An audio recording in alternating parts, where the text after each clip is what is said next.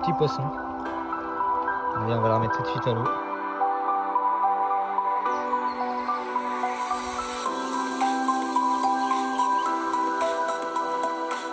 Eh bien salut tout le monde, j'espère que vous allez bien. On se retrouve aujourd'hui pour une nouvelle vidéo.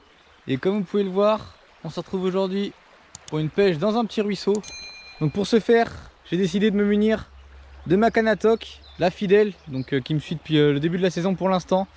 Les conditions sont très compliquées, on peut pas forcément pêcher au leurre par chez moi, donc c'est pour ça que je privilégie le toc. Donc la vidéo va être en deux parties. Une première partie où ça va être plutôt sur un lâcher de truite de bassine quoi, et une seconde partie sur ce petit ruisseau. Donc je pense que vous allez le reconnaître dans les images qui vont venir parce que c'est pas la première fois que je le pêche.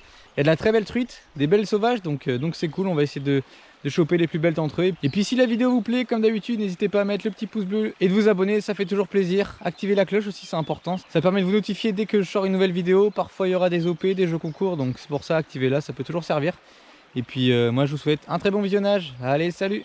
Donc vous avez été quelques-uns à me demander le matériel que j'utilise et le montage. Donc pour ce qui est de la canne, c'est une petite Garbolino Carbotoc, donc la Sprint 420 RC, donc une petite canne franchement qui est bien sympathique pour le peu que je pêche au toc, vu que je pêche principalement au toc qu'en début de saison. Pour le moulinet, alors je pourrais même pas vous dire, c'est un très vieux moulinet, donc voilà, hein, comme quoi il n'y a pas forcément d'avoir un gros moulinet. C'est un petit machin qui fait le taf, hein. Il suffit juste que le fil sorte correctement pour que ça fonctionne bien. Pour ce qui est du fil, là on est sur du 16 centièmes. En corps de ligne et en bas de ligne on est sur du 14 centièmes, donc je pêche assez léger, même si il y en a qui vont trouver que c'est assez gros. Moi je viens rajouter un petit rigoletto qui permet de savoir où se trouve le fil dans l'eau. C'est vrai que plus ça va, moins j'ai envie de le mettre, donc ça va être sûrement une dernière session avec pour voir sans ce que ça donne. Donc là pour aujourd'hui j'ai juste seulement mis un petit plomb et l'hameçon taille 8 sans ardillon avec le ver de terre. Alors pourquoi j'ai pas le même montage que d'habitude? Tout simplement parce que là toute la semaine il a plu, des grosses saucées, donc il y a beaucoup d'eau, beaucoup de courant. C'est pourquoi j'ai mis seulement ce plomb qui permet d'avoir une nage plus naturelle, une dérive plus lente. Et donc voilà, je pense que c'est ce qui peut faire la différence quand les eaux sont fortes. Puis bien évidemment l'indispensable raquette qui permet de mettre les truites dans de bonnes conditions avec des mailles en caoutchouc. Donc c'est vraiment l'idéal pour la pêche de la truite sauvage, notamment pour les relâcher dans de bonnes conditions. Donc voilà.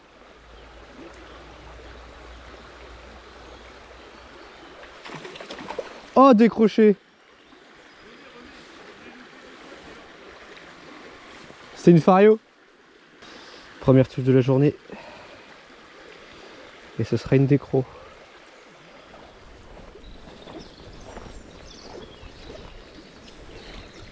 Petite fario. Ouais, fario. Non, c'est bon. Elle est jolie. Putain, elle a une belle robe. Ouais. Impeccable. Impeccable. Elle est jolie celle-là. C'était sûr.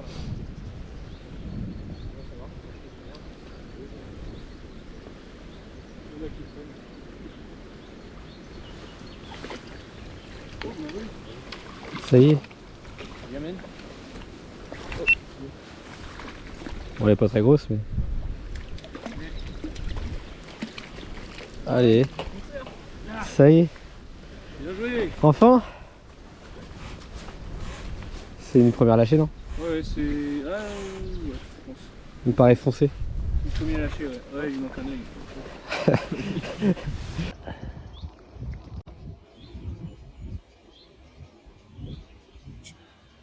Ouais, j'étais la chercher celle-là. Dans le fond. Puis elle est venue nette hein, pour une fois. Ouais, elle a pas cherché à partir.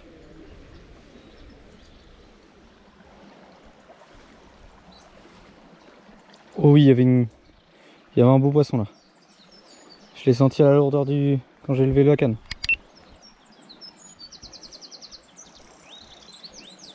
Oh oui. Mais bizarrement, il se pique pas. Pourtant le ver de terre est tout petit du coup.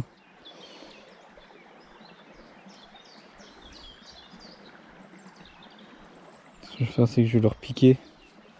Mais là il y a un beau poisson. C'est un peu plus beau que les autres je crois. Il me semble.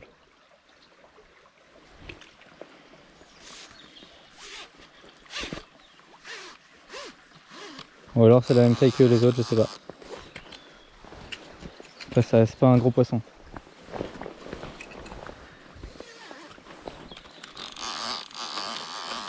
Je vais mettre dans l'épuisette.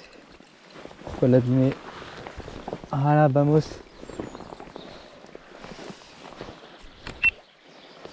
Ah, elle est belle celle-là en tout cas. Elle est pas très grosse mais elle est belle. Ah, ça fait plaisir. Toucher un beau poisson comme ça.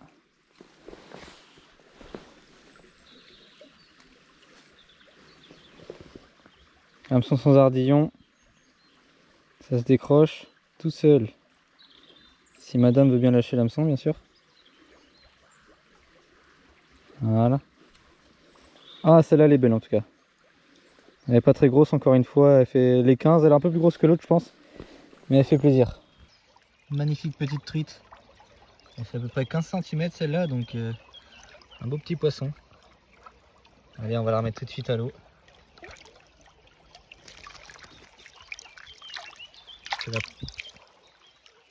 Je vais pas forcément. Voilà. Je vais pas la prendre dans les mains pour pas l'abîmer. Allez, nickel.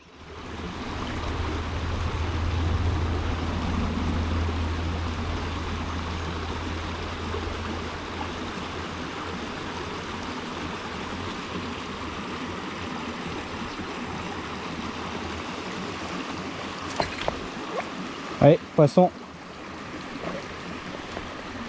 J'ai pas le choix de le drop celui-là.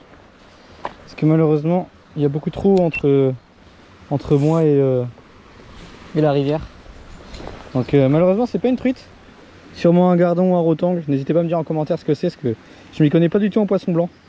Je vais le mettre un peu plus bas pour pas déranger les poissons qui sont dans le trou d'eau.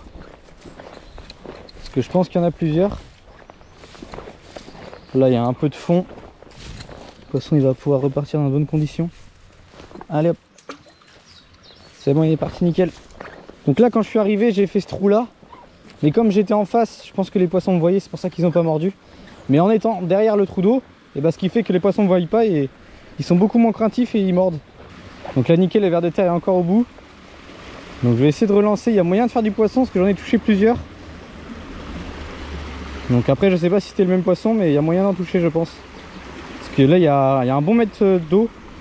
Même si on dirait pas, c'est un petit ruisseau et c'est le seul gros trou d'eau qu'il y a dans le ruisseau. Donc c'est intéressant.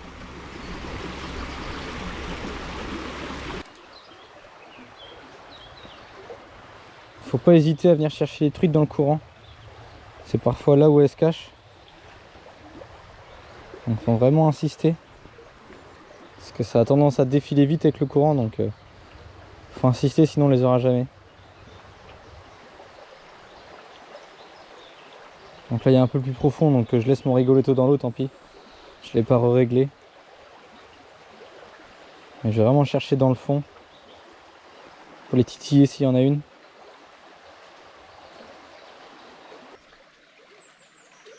Poisson. Ah, décroché. Bon, c'était vraiment une petite truite. Elle faisait comme les autres, elle devait faire 10-15 cm. À peine même. Et vous voyez, j'ai bien fait d'insister. Ça fait 2-3 minutes que je suis sur le spot là. Et j'ai bien été la chercher sur la bordure au niveau de Wemacan là. Le bout de Montsion. Vraiment au niveau, parce que là il y a des racines.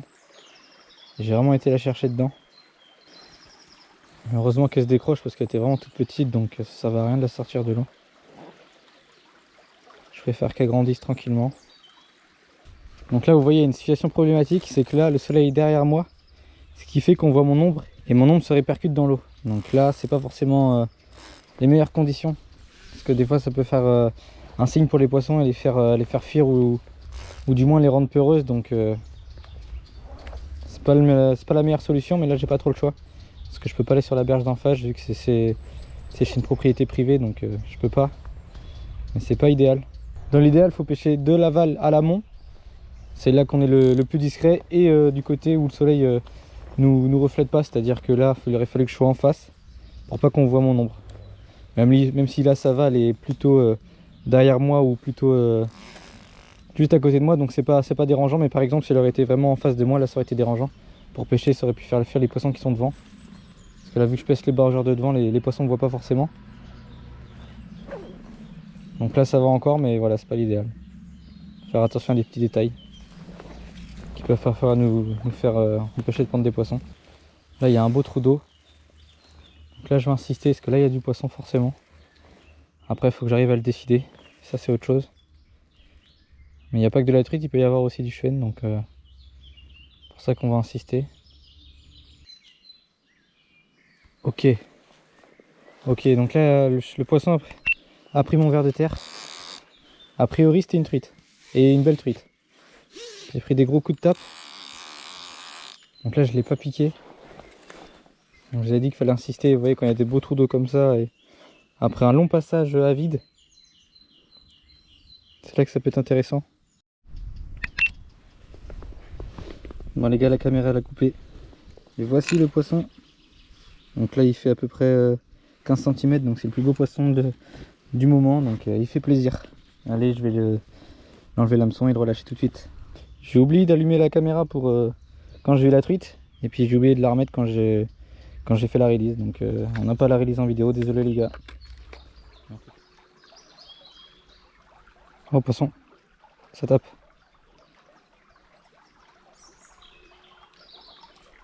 Poisson. Et voilà le poisson. Donc une toute petite truite. Elle fait 10 cm. Et je sais pas si vous voyez. Elle a déjà un fil dans la bouche. Mais malheureusement je vais rien pouvoir faire parce que je vois même pas l'hameçon. Donc l'hameçon doit être dans son ventre. Donc je sais pas c'est qui le pêcheur avant. Mais vous voyez ça les gars, c'est vraiment moyen de laisser un hameçon dans la bouche de la truite. Vous voyez maintenant elle doit être par là.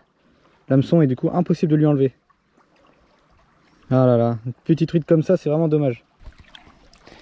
Allez, va grandir en espérant que tu survives à l'hameçon. Ce que j'ai fait c'est que j'ai coupé le fil. Et après j'espère que... Je sais pas comment elle va faire pour enlever l'hameçon de son ventre. Je pense que c'est impossible maintenant qu'il est rentré. Mais c'est vraiment dommage. Donc les gars, quand vous pêchez une truite ou un poisson général, vraiment faut vraiment enlever l'hameçon. Parce que vous voyez ce que ça fait après. Ça fait que le poisson il grandit avec un hameçon dans son ventre. Et bah c'est pas l'idéal du tout. Donc voilà. Faites attention surtout quand vous pêchez en no-kill.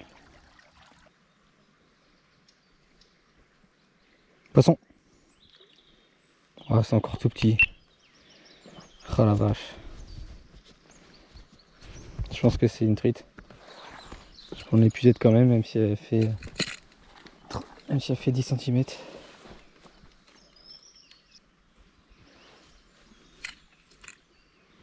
Ah non, et bah c'est un verron. Bien fait de le drop. Allez. Ça le verron, c'est pas toi qu'on veut. Et je pars du principe quand il y a des verrons, il n'y a pas de truite dans le coin parce que sinon il serait pas là. C'est ce que je me dis en général vu que les truites elles chassent les verrons.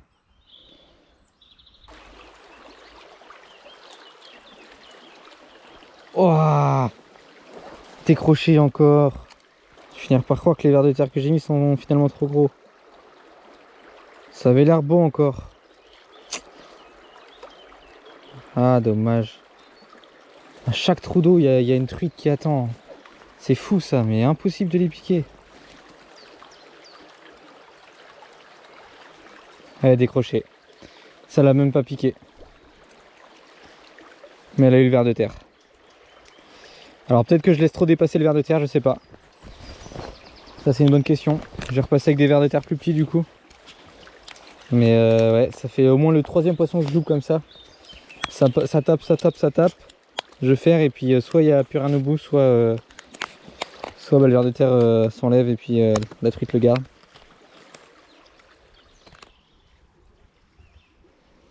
Ah bah tu parles. Je l'ai même pas senti. Un petit verron. Allez, retourne à l'eau petit. Ça fait le troisième que je prends ce soir. Je vais continuer en espérant trouver de la truite parce que là ça fait 1h30 je pêche. Et rien du tout. Donc là on voit bien que la rivière, il y a beaucoup de courant quoi, donc c'est compliqué. Que ça soit au toc ou au leurre, c'est très compliqué. Mais j'espère qu'il va vite arrêter de pleuvoir pour que les rivières baissent un peu, ce serait intéressant. Parce que là c'est vrai que c'est compliqué cette année l'ouverture.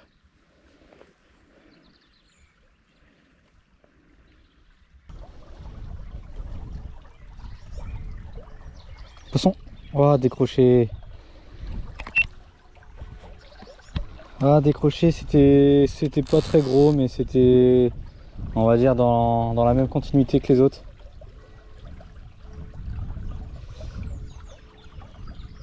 On devait faire ouais, entre 10 et 15. Les années d'avant, j'arrivais à en faire des belles dans le ruisseau, au moins 20-25, donc c'était déjà des bonnes truites. Mais là, c'est vrai que en ce début de saison, c'est assez compliqué de trouver les grosses, donc peut-être qu'elles sont pas encore actives. Sûrement d'ailleurs. Puis là, je pense que je l'ai piqué, donc à mon avis, elle va pas revenir. Alors peut-être qu'il y en a d'autres, sûrement. Mais je pense que ça va les faire fuir.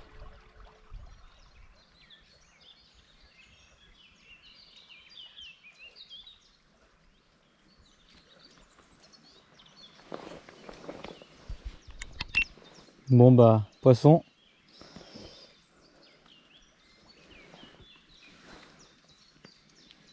Ce sera un gros verron qui sera venu cette fois-ci. Encore un. Pof, hameçon sans ardillon, ça se décroise tout seul. Et ça repart. Toujours pas ça qu'on cherche. Pourtant j'ai mis un assez gros ver de terre, hein, donc il a été gourmand le verron. Encore un. Comme quoi c'est vraiment difficile. Donc je pense que je vais clore la session là-dessus. Parce que malheureusement bah déjà il commence à pleuvoir. Et surtout que les truites là pour l'instant c'est compliqué, elles veulent pas sortir. Donc je vais pas insister, je vais essayer de revenir quand le soleil se lèvera. Mais là pour le moment ça sert à rien, il n'y a que les petites d'actives et les verrons. Donc voilà, c'est pas intéressant. Sur ce, j'espère quand même que la vidéo vous aura plu. Et puis moi je vous dis à la prochaine pour une nouvelle vidéo. Allez, ciao!